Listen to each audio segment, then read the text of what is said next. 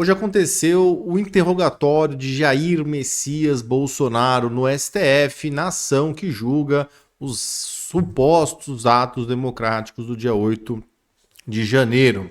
E como eu havia antecipado, Jair Bolsonaro falou. Ele poderia ficar quieto, deixar de responder as perguntas? Poderia, e isso inclusive não poderia ser utilizado contra ele. É uma faculdade, é uma autorização que a lei dá para todos que estão respondendo um processo criminal. Mas eu sabia que Bolsonaro iria falar e foi o que ele fez. Analisei, estive presente acompanhando online a íntegra do interrogatório de Bolsonaro e a minha análise é que ele se saiu muito bem. Ele adotou uma postura mais pacífica, mais de chefe de Estado, respondeu aos questionamentos, foi enfático quando precisou ser enfático, foi obtuso quando precisou ser obtuso e realmente até fez brincadeira. Brincadeiras que eu acho até estranho. Você brincar com uma pessoa que quer colocar uma trolha desse tamanho no seu orifício anal. Mas ele fez brincadeira, chamou o Alexandre de Moraes para ser seu vice em 2026. É claro que tudo uma brincadeira, mas eu achei engraçado porque realmente me parece que esse julgamento já tem um fim determinado.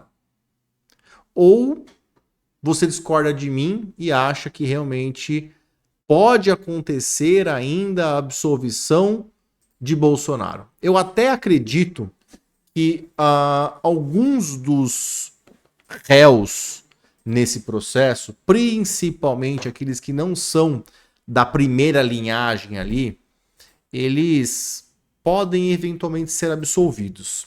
Eu até apostaria que algum deles, algum dos 6 desse processo, será absolvido. Pode apostar, pode anotar e me cobre. E esse vai ser absolvido só para dizer, olha, não é uma perseguição.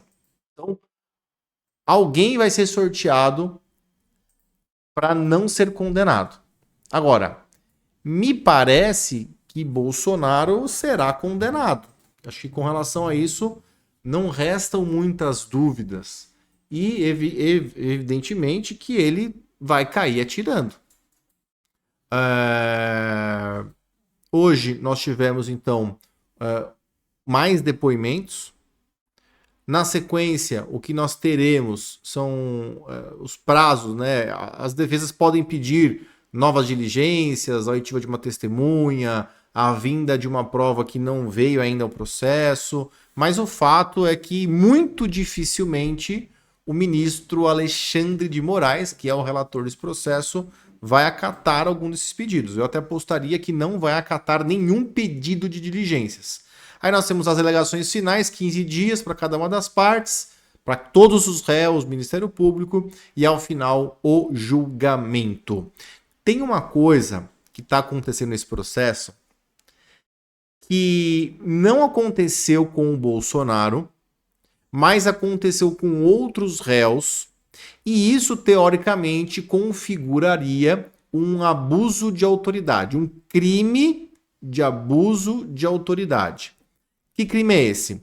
A lei do abuso de autoridade, ela diz o seguinte, que o juiz que insistir no interrogatório daquele que se manifestou no sentido de permanecer calado, ou seja, de não responder às perguntas ou de ninguém, ou do juiz, ou do Ministério Público, só quer responder às perguntas da defesa.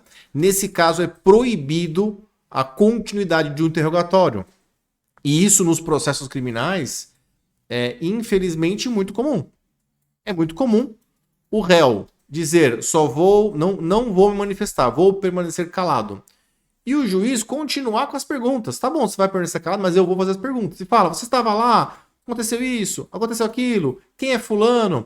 Mesmo que não tenha resposta, essa prática é considerada, isso não é invenção da minha cabeça, Está previsto expressamente na lei do abuso de autoridade, é um crime de abuso de autoridade manter as perguntas, insistir nas perguntas, mesmo quando o réu se manifesta contrariamente às respostas. Ou seja, ele usa o seu direito de permanecer calado. Isso aí é muito preocupante. Aconteceu, não foi com o Bolsonaro. O Bolsonaro, como eu disse, ele foi bastante aberto às perguntas, respondeu.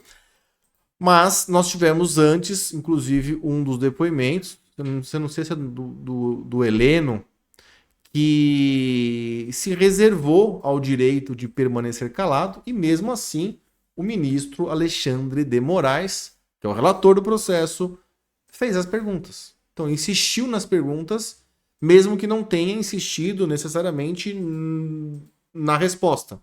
Essa conduta é criminosa.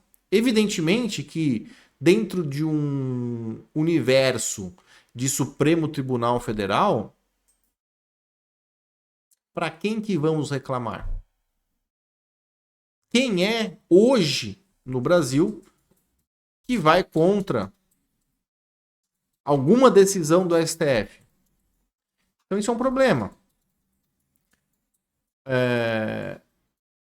Que poderia ter sido evitada? Poderia ter sido evitada simplesmente com respeito à lei. E não só eu que estou falando isso. Diversos outros juristas, advogados criminalistas, de renome no mercado, estão apontando, mesmo os que são contra Bolsonaro, que tem muito advogado que é contra o Bolsonaro, advogados de esquerda. Mesmo esses, hoje estão se manifestando contrariamente à forma como o STF conduziu alguns desses interrogatórios. Como? Insistindo nas perguntas. Já tem várias coisas erradas nesse julgamento. Eu já tenho até vídeo meu aqui dizendo que esse julgamento pode ser anulado lá na frente. Não agora, não com esse Supremo, não com esse governo. Mas no Brasil, você sabe, amanhã tudo pode ser anulado. E a minha aposta é que em algum momento isso será anulado. Porque estão deixando muitas brechas. E não pense que eu estou falando isso porque eu estou aqui defendendo o Bolsonaro ou defendendo os réus desse processo. Isso se chama coerência. Quando eu acompanhava o desenrolar da Operação Lava Jato, cujo investigado principal é hoje, olha só, o presidente da República, o Lula, eu dizia, olha, a forma como está sendo conduzido esse processo vai levar à sua anulação. Você é doido, papapá, petista. Tá aí, o processo foi anulado. Nem demorou tanto. E hoje o réu condenado na Lava Jato é o presidente da República. Da mesma forma como eu denunciei lá atrás a Lava Jato, veja, eu não estou falando que a Lava Jato foi ruim. Pelo contrário, muitas coisas boas surgiram a partir da Lava Jato. Só que quando você não segue a regra do jogo, você está dando brecha. Parece até que é de propósito. Você está dando brecha para que em algum momento tudo seja anulado. E aí você vê hoje um monte de corrupto que foi condenado na Lava Jato, hoje tranquilão, fazendo videozinho na piscina. Foi condenado a mais de 400 anos de prisão. Então realmente existe algo preocupante. E isso aqui vale para independentemente do lado que você tá. Se você é pró-Bolsonaro, você tem que estar preocupado porque essa conduta denota um julgamento que não é justo. Se você é Lula, você é doido. Mentira. Se você é Lula, você também tem que estar preocupado porque um julgamento que não é justo dá brecha para amanhã ele ser contestado, ele ser anulado.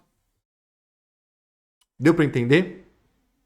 Bom, independentemente do que a gente achar, eu quero que você me comente aqui embaixo se você acha que esse julgamento do STF está sendo justo, injusto, se você está... Qual que é a sua aposta?